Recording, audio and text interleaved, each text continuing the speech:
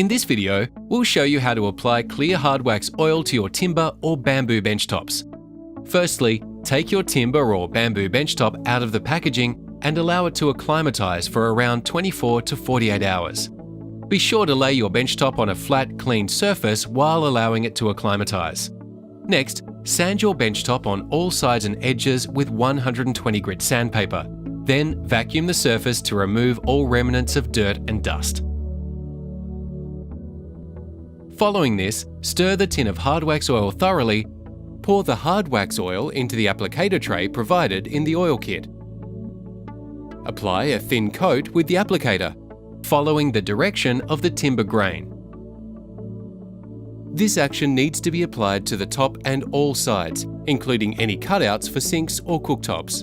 As the bench top dries, be sure to wipe away any drips, as these will dry hard. Allow 12 hours for the hard wax oil to dry, then carefully turn the bench top over and coat the underside.